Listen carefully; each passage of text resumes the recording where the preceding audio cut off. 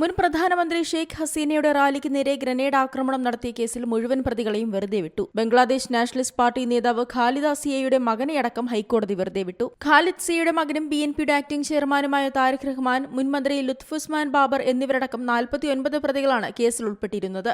വിചാരണ കോടതിയുടെ വിധി നിയമവിരുദ്ധമാണെന്ന് ചൂണ്ടിക്കാട്ടിയാണ് justice AKM Asaduzzaman, justice Syed Inayat Hussain എന്നിവരടങ്ങുന്ന ബെഞ്ച് വിധി പ്രസ്താവിച്ചത്. 2004-ലാണ് ഗ്രനേഡ് ആക്രമണം നടന്നത്. സംഭവത്തിൽ 24 പേർ കൊല്ലപ്പെടുകയും 300ഓളം പേർക്ക് പരിക്കേൽക്കുകയും ചെയ്തിരുന്നു. കൊലപാതകം, സ്ഫോടക വസ്തു നിരോധനം തുടങ്ങിയ വകുപ്പുകൾ പ്രകാരം 2 കേസുകളാണ് പ്രതികൾക്കെതിരെ ചുമത്തിയിരുന്നത്. ഹർകത്തുൽ ജിഹാദ് അൽ ഇസ്ലാമി സംഘടനയുടെ നേതാവായ മുഫ്തി അബ്ദുൽ ഹനാന്റെ മൊഴിയുടെ അടിസ്ഥാനത്തിലായിരുന്നു വിചാരണ കോടതിയുടെ വിധി. ഇയാളെ കോടതി വധശിക്ഷയ്ക്ക് വിധേയനാക്കിയിരുന്നു.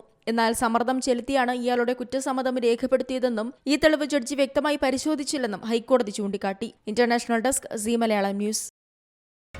പുതിയ വാർത്തകളും വിശേഷങ്ങളും ഇനി വിരൽ തുമ്പിൽ. എല്ലാ ഡിജിറ്റൽ പ്ലാറ്റ്ഫോമുകളിലും ഇപ്പോൾ സീ മലയാളം ന്യൂസ് ലഭ്യം.